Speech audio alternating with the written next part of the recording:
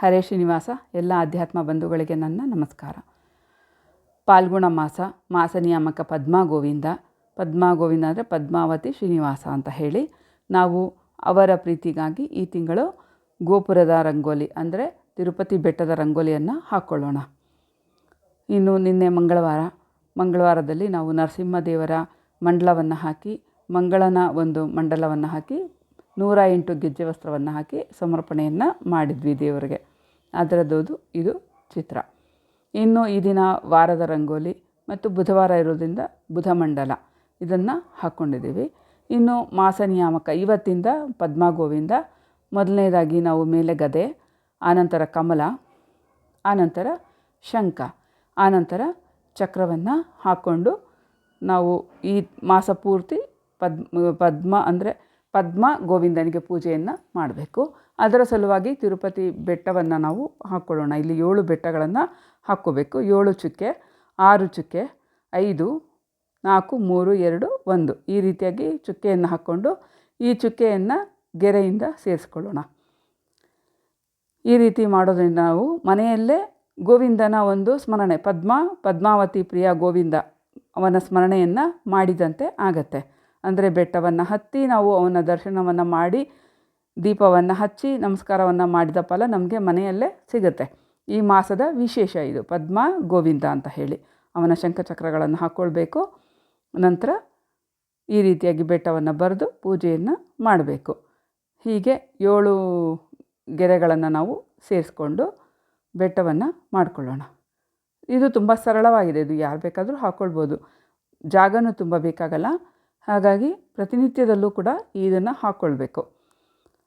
ಹಾಕಿ ಮತ್ತು ಅಡ್ಡಡ್ಡವಾಗಿ ಕೂಡ ನಾವು ಗೆರೆಗಳನ್ನು ಹಾಕಿ ತ್ರಿಕೋಣ ಮಂಡಲ ರೀತಿ ನಾವು ಇದನ್ನು ಮಾಡಿಕೊಳ್ಬೇಕು. ಹೀಗೆ ಈ ರೀತಿಯಾಗಿ ಹಾಕ್ಕೊಂಡು ಇದರೊಳಗಡೆ ನಾವು ಶ್ರೀಕಾರವನ್ನು ತುಂಬಿಕೊಳ್ಬೇಕು.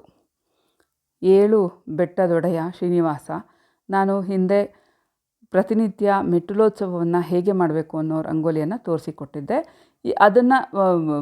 ಮೆಟ್ಟಿಲೋತ್ಸವವನ್ನು ತೋರಿಸಿಕೊಟ್ಟಿದ್ದೆ. ಅದನ್ನು ನೀವು ಪ್ರತಿನಿತ್ಯ ಕೇಳ್ತಿದ್ರೆ ನಮಗೆ ಇದು ಅನುಸಂಧಾನ ತುಂಬ ಸುಲಭ ಆಗತ್ತೆ. ಈಗ ಇದರ ಕೆಳಗಡೆ ನಾವು ಬೆಟ್ಟಗಳನ್ನು ಬರ್ಕೊಳ್ಳೋಣ. 7 ಬೆಟ್ಟಗಳು, 7 ಬೆಟ್ಟದೊಡೆಯ.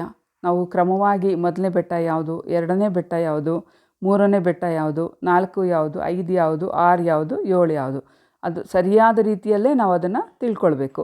ಸುಮ್ಮನೆ ಯಾವುದೋ ಬೆಟ್ಟ ಯಾವುದೋ ಅಂತ ಅಂದ್ಕೊಳ್ಬಾರ್ದು. 7 ಬೆಟ್ಟದಲ್ಲಿ 7 ಯಾವುದು ಕ್ರಮವಾಗಿ ಬರುತ್ತೆ ಅನ್ನೋದನ್ನು ತಿಳಿದು ನಾವು ಇದರಲ್ಲಿ ಬರ್ಕೊಂಡು ಅದೇ ರೀತಿಯಾಗಿ ಅನುಸಂಧಾನ ಮಾಡಬೇಕು. ಮೊದಲನೇದಾಗಿ ವೆಂಕಟಾಚಲ. ಇಲ್ಲಿ ಇದರ ಕತೆ ಕೂಡ ಇದೆ. ಒಬ್ಬ ಬ್ರಾಹ್ಮಣನಿಗೆ ಮಾಧವ ಅಂತಕ್ಕಂಥ ಬ್ರಾಹ್ಮಣ ಪಾಪವನ್ನು ಪರಿಹಾರ ಮಾಡಿಕೊಂಡಿದ್ದರಿಂದ ಅದಕ್ಕೆ ವೆಂಕಟಾಚಲ ಅಂತ ಹೇಳಿ ಕಲಿಯುಗದಲ್ಲಿ ಅದಕ್ಕೆ ಹೆಸರು ಬಂತು. ಅದಕ್ಕೆ ಮೊದಲನೇ ಬೆಟ್ಟ ವೆಂಕಟಾಚಲ, 2ನೇ ಬೆಟ್ಟ ಶೇಷಾಚಲ. ನಾವು ಇಲ್ಲಿ ಮೇಲ್ಗಡೆ ಶ್ರೀಕಾರ ಬರ್ಕೊಂಡು ಅದರ ಹೆಸರನ್ನು ಬರ್ಕೊಳ್ಬೇಕು. ಶ್ರೀ ವೆಂಕಟಾಚಲ, ಶ್ರೀ ಶೇಷಾಚಲ, ಶ್ರೀ ಅಂಜನಾಚಲ ಮತ್ತು 4ನೇದು ಶ್ರೀ ಋಷಭಾಚಲ. ಇಲ್ಲಿ ಋಷಭ ಅಂತಕ್ಕಂಥ ರಾಕ್ಷಸನನ್ನು ಸಂಹಾರ ಮಾಡಿದ್ದ ಭಗವಂತ. ಅಂದರೆ ಅವನೇ ಅಪೇಕ್ಷೆ ಪಟ್ಟು ಯುದ್ಧವನ್ನು ಮಾಡಿಕೊಂಡಿದ್ದ. ಅಂದರೆ ಇಲ್ಲಿ ಆತ್ಮಸಮರ್ಪಣೆ ಅಂತ ಹೇಳಿ ಬರುತ್ತೆ. ಅದಕ್ಕಾಗಿ ಇದಕ್ಕೆ ಋಷಭಾಚಲ ಅಂತ ಹೇಳಿ ಕರೀತಾರೆ. ಇನ್ನು ಅಂಜನಾದೇವಿ ತಪಸ್ಸು ಮಾಡಿರೋದ್ರಿಂದ 3ನೇದಕ್ಕೆ ಅಂಜನಾಚಲ ಅಂತ ಹೆಸರು ಬರುತ್ತೆ. ಇನ್ನು ಶೇಷಾಚಲಕ್ಕೆ ಶೇಷದೇವರು ವಾಯುದೇವರ ಮೂಲಕ ಬೆಟ್ಟವನ್ನು ಇಲ್ಲಿ ತಂದಿಟ್ಟಿದ್ದರಿಂದ ಶೇಷಾಚಲ ಅಂತ ಹೆಸರು ಬರುತ್ತೆ. ಇನ್ನು 5ನೇದು ಗರುಡಾಚಲ.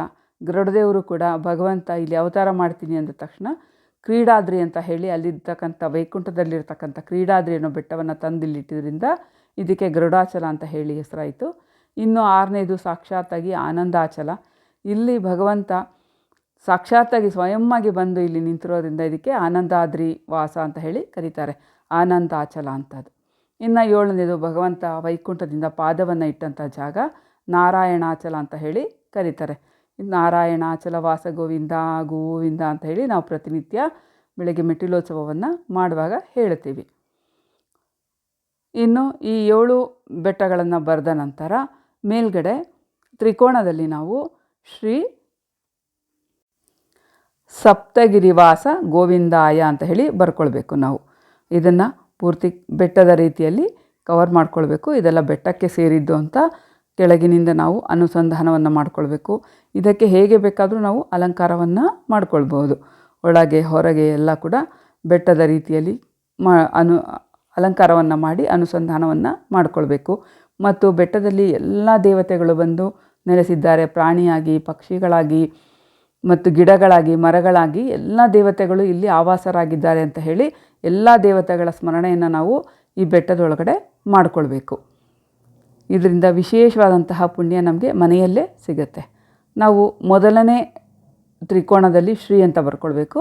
ಅದರ ಮೇಲಿನ ತ್ರಿಕೋಣದಲ್ಲಿ ಶ್ರೀ ಸಪ್ತಗಿರಿವಾಸ ಅಂದರೆ ಒಂದೊಂದರಲ್ಲಿ ಒಂದೊಂದು ಮೇಲಿಂದ ಸ ಮತ್ತು ಕೆಳಗಡೆ ತ ಮತ್ತು ಅದರ ಮೇಲೆ ಗಿ, ಅದರ ಕೆಳಗಡೆ ರಿ, ಹೀಗೆ ಸಪ್ತಗಿರಿ ವಾಸ ಗೋವಿಂದ ಗೋವಿಂದಾಯ ಅಂತ ಬರ್ಕೊಳ್ಬೇಕು. ಇನ್ನು ಮಿಕ್ಕಿದ ಬಾಕ್ಸ್ಗಳೆಲ್ಲ ನಾವು ಶ್ರೀಕಾರವನ್ನು ಬರ್ಕೊಳ್ಬೇಕು.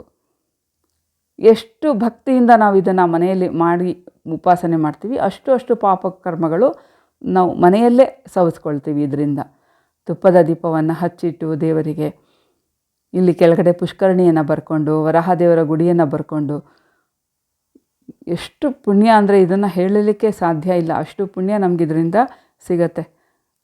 ಆ ಪುಷ್ಕರಣಿ ಹತ್ರ ಆಲದ ಮರವನ್ನು ಬರ್ಕೊಳ್ಬೇಕು. ಅರಳಿ ಮರ ಅದು ಸಾಕ್ಷಿ ಅಂತ ಹೇಳಿ ಕುಬೇರ ಸಾಲ ಕೊಟ್ಟಿದ್ದಕ್ಕೆ ಅದನ್ನೆಲ್ಲ ನಾವು ಅನುಸಂಧಾನಪೂರ್ವಕವಾಗಿ ಬರ್ಕೊಂಡು ಪೂಜೆ ಮಾಡೋದ್ರಿಂದ ಇದಕ್ಕೆ ನಮಗೊಂದು ಅರ್ಧ ಗಂಟೆ ಕೂಡ ಬೇಕಾಗಲ್ಲ, ಅಷ್ಟು ಬೇಗ ಇದು ಮುಗಿದೋಗುತ್ತೆ.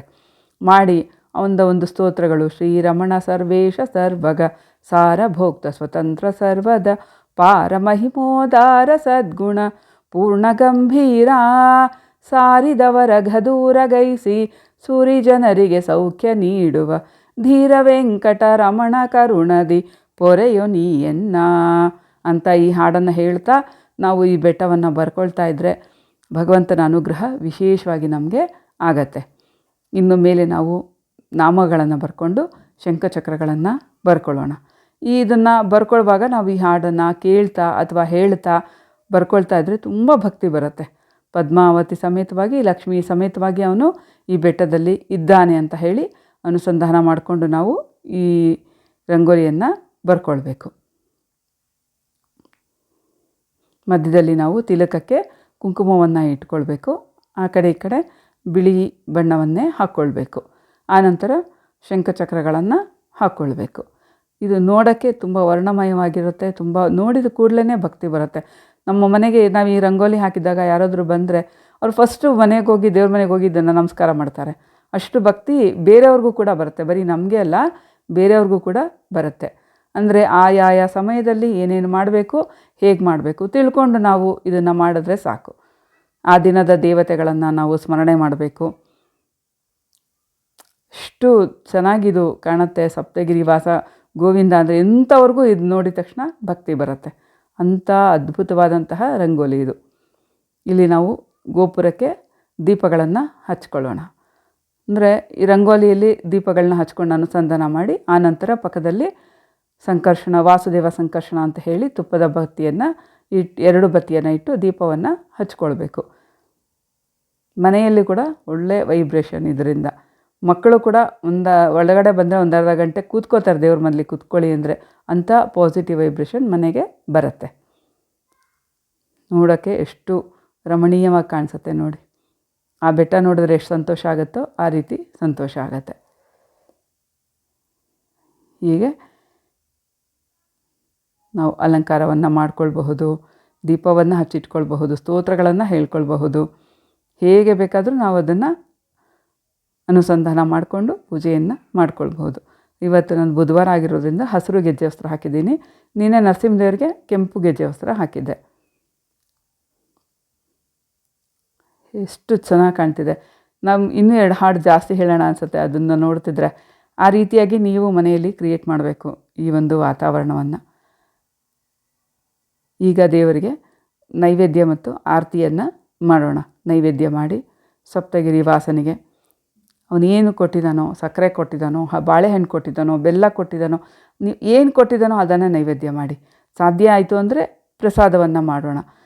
ಅಥವಾ ಶನಿವಾರ ಮಾತ್ರ ಪ್ರಸಾದ ಮಾಡಿ ಮಿಕ್ಕಿದ ದಿನಗಳಲ್ಲಿ ಹಣ್ಣುಗಳನ್ನು, ಖರ್ಜೂರವನ್ನು, ತೆಂಗಿನಕಾಯನ್ನು ನೈವೇದ್ಯ ಮಾಡೋಣ.